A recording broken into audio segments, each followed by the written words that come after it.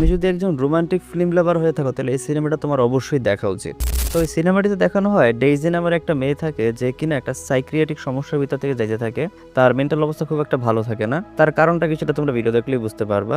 তো সে হচ্ছে আলটিমেটলি একটা হসপিটালে যায় এবং সে হসপিটালে যে একজন ক্লিনার বয় থাকে সেই ক্লিনার বয়কে তার খুব পছন্দ হয়ে যায় এবং আলটিমেটলি তারা দুইজন সেই হসপিটাল থেকে পালিয়ে যায়। তো আলটিমেটলি তারা কিভাবে সার্ভাইভ করে এবং সেই যে মেয়েটা ছিল সেই মেয়েটার এমনিতেই যে সাইকোলজিক্যাল সমস্যাগুলো আছে তার ভিতর থেকেও সেই মেয়েটা আদৌ সুস্থ হয়ে ওঠে কিনা, তাদের দুজনের মধ্যে ভালোবাসাটা কিভাবে আগায় এবং মাঝখানে বেশ কিছু অ্যাডভেঞ্চারাস কাহিনী দেখা, এগুলো দেখলে সিনেমাটা তোমাদের কাছে বেশ ভালো লাগবে। সিনেমাটাতে কিন্তু খুব বেশি প্লাস সিন নাই, একেবারে নাই বললেই চলে।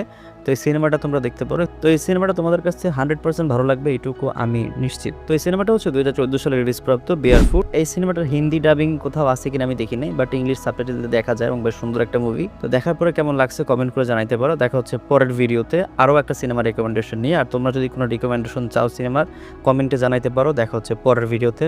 আসসালামু আলাইকুম। You just love people because you love them. And that's it.